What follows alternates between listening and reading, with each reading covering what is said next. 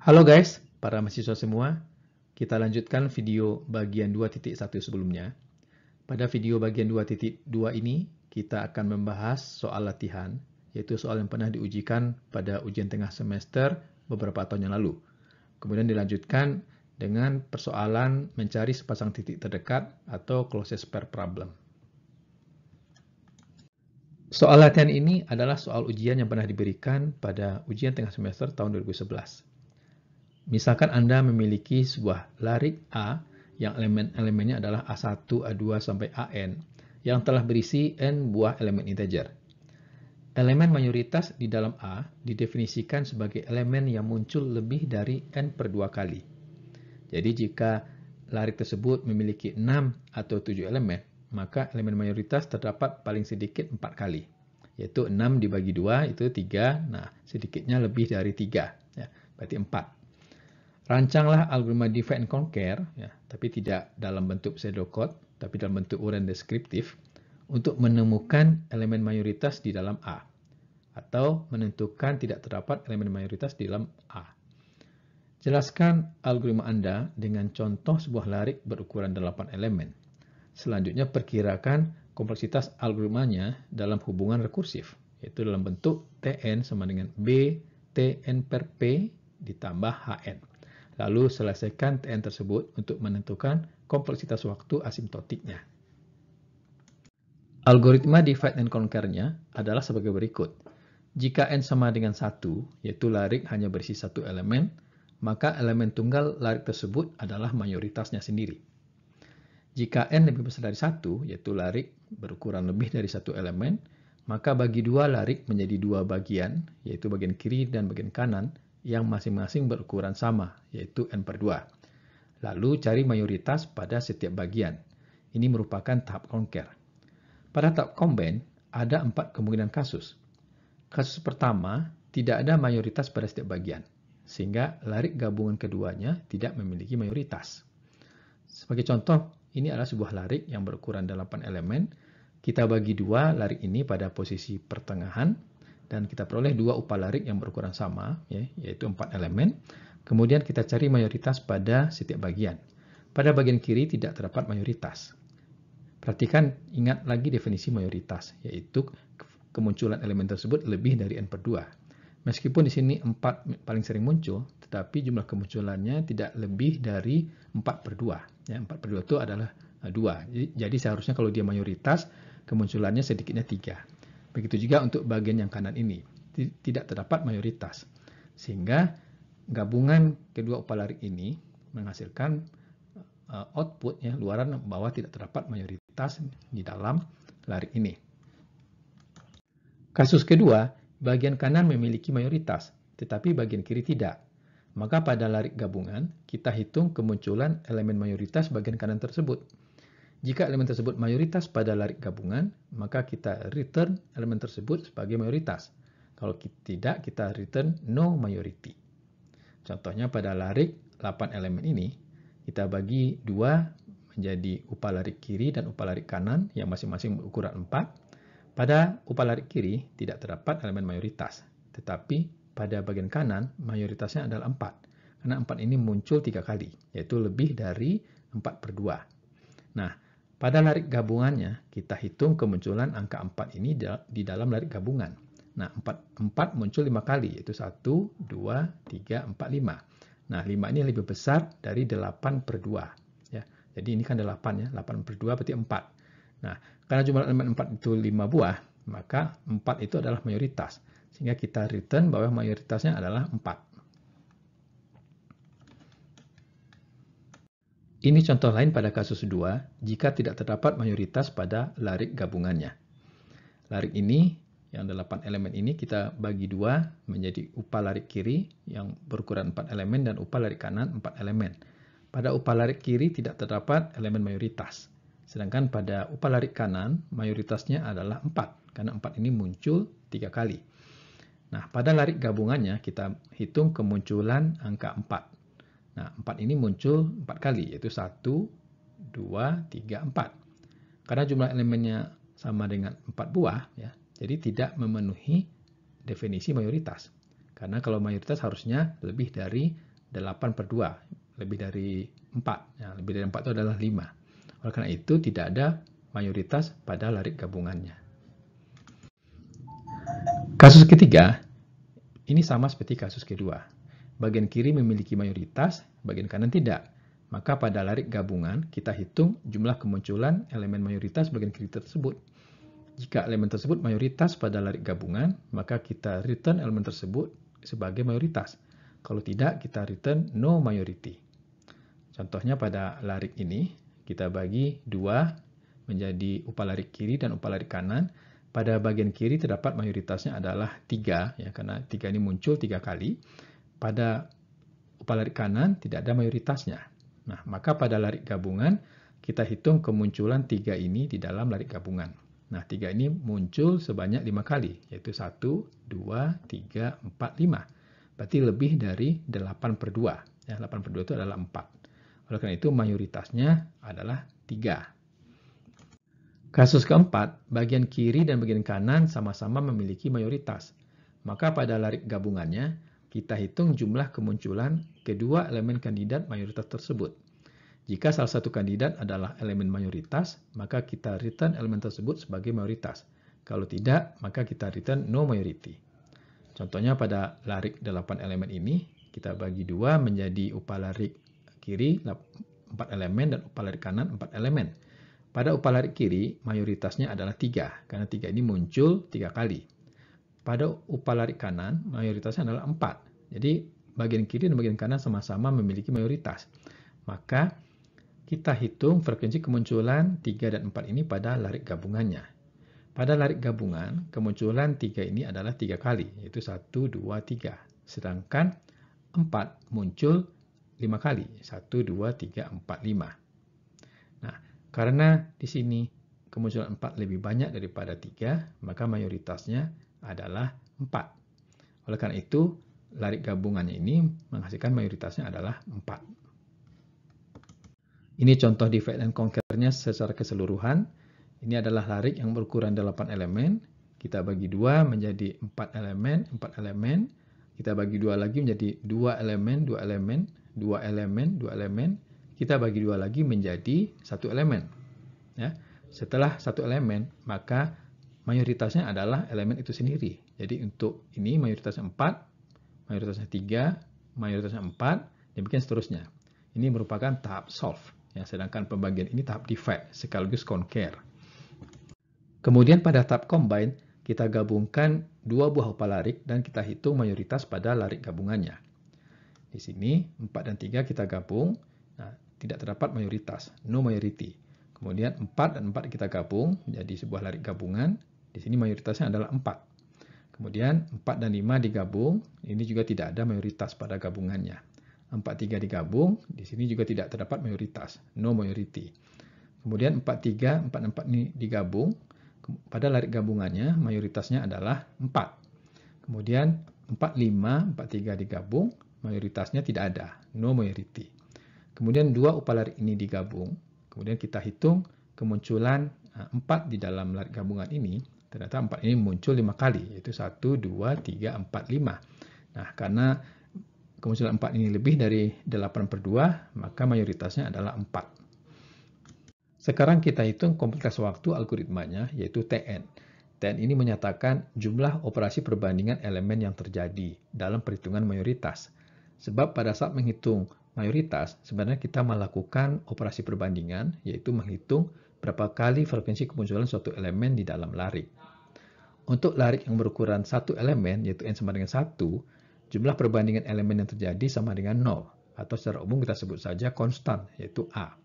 Untuk larik yang ukuran elemennya lebih dari 1, maka terdapat 2 pemanggilan rekursif untuk menghitung mayoritas pada setiap bagian, pada setiap upah larik, yang masing-masing upah larik tersebut berukuran N/2 elemen.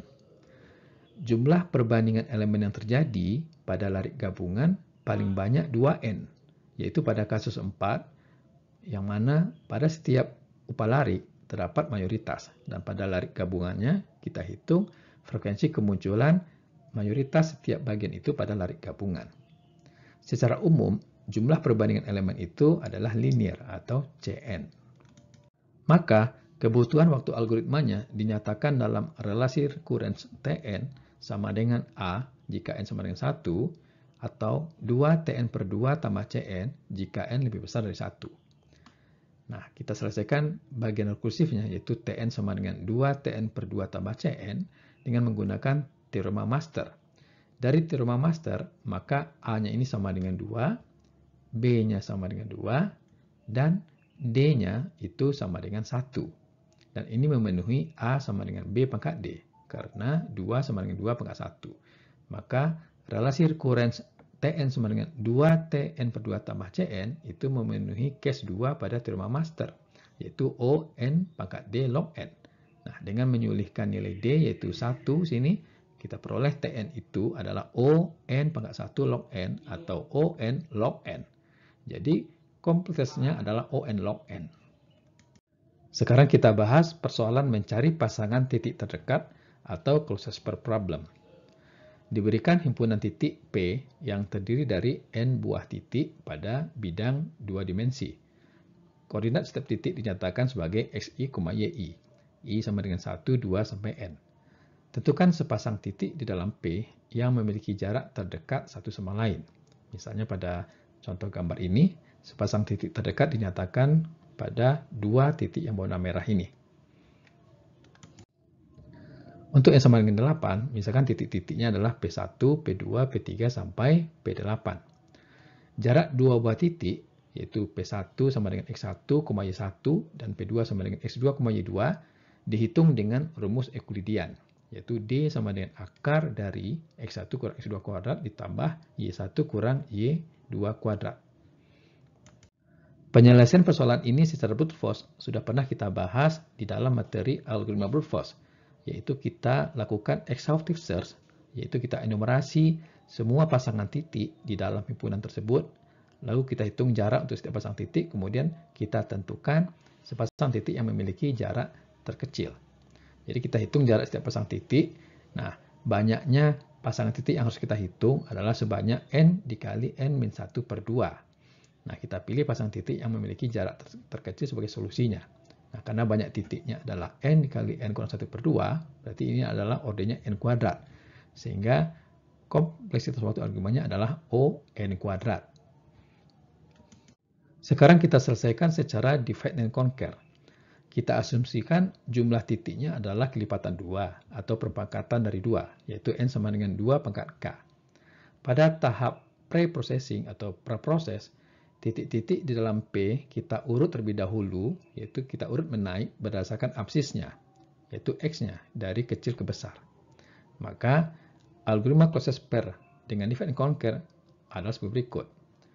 Tahap basis, yaitu tahap solve, jika n sama dengan 2, yaitu hanya ada 2 titik, maka jarak kedua titik tersebut dihitung langsung dengan rumus Euclidean.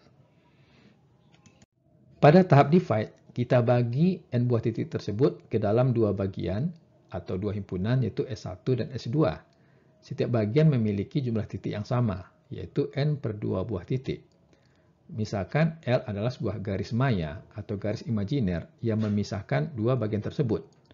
Garis maya ini dapat dihampiri sebagai Y sama dengan X n per 2, yaitu pada indeks n per 2. Ingatlah kembali bahwa titik-titik dalam himpunan tersebut sudah kita urut terlebih dahulu pada tahap pre-processing berdasarkan absisnya dari kecil ke besar. Dan pada tahap conquer, secara rekursif kita terapkan algoritma divide and conquer pada masing-masing bagian S1 dan S2 untuk mencari sepasang titik terdekat. Pada tahap combine, pasangan titik yang jaraknya terdekat ada 3 kemungkinan letaknya. Pertama, sepasang titik terdekat terdapat di dalam himpunan bagian S1. Kedua, pasangan titik terdekat terdapat di dalam himpunan bagian S2. Dan kemungkinan yang ketiga, pasangan titik terdekat dipisahkan oleh garis batas L, yaitu satu titik di himpunan S1 dan satu titik di himpunan S2. Jika kasusnya adalah kemungkinan yang ketiga, yang C, maka kita lakukan tahap ketiga. Ini akan dijelaskan kemudian. Untuk mendapatkan jarak dua buah titik terdekat sebagai solusi persoalan semula. Hal ini digambarkan sebagai berikut. bahwa sepasang titik terdekat bisa terletak keduanya pada himpunan S1, atau keduanya terletak pada himpunan S2, atau satu di S1, satu lagi di S2. Maka kita akan cari di mana letak sepasang titik terdekat tersebut.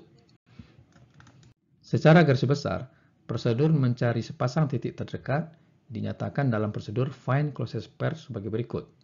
Prosedur ini menerima input himpunan titik P yang berisi n buah titik. Dan luaran prosedur ini adalah jarak sepasang titik terdekat, yaitu D. Algoritmanya sebagai berikut. Jika himpunan P hanya berisi 2 buah titik, maka jarak kedua buah titik tersebut dapat langsung dihitung dengan rumus Euclidean. Ini adalah tahap solve. Tetapi jika jumlah titiknya lebih dari 2, maka kita bagi himpunan titik tersebut menjadi 2 buah himpunan, yaitu S1 dan S2. S1 berisi titik-titik sebanyak n per 2, yaitu kita sebut saja titik-titiknya adalah P1, P2, sampai Pn per 2. S2 berisi titik-titik berikutnya, yaitu Pn per 2 tambah 1, Pn per 2 tambah 2, dan seterusnya sampai Pn. Kemudian kita terapkan tahap conquer, yaitu kita cari sepasang titik terdekat pada himpunan S1 yang berisi n per 2 titik, dan misalkan jarak sepasang titik terdekat di dalam S1 tersebut adalah D1. Jadi kita panggil lagi prosedur find closest pair ini secara rekursif. Kemudian kita cari sepasang titik terdekat di dalam himpunan S2 yang banyak titiknya adalah n per 2 buah, dan misalkan jarak sepasang titik terdekat di dalam S2 ini adalah D2. Kemudian kita bandingkan D1 dan D2 untuk menemukan mana yang terkecil. Nah, kemudian untuk yang kemungkinan yang ketiga, yaitu terdapat sebuah titik di S1 dan sebuah titik di S2 yang memiliki jarak terdekat.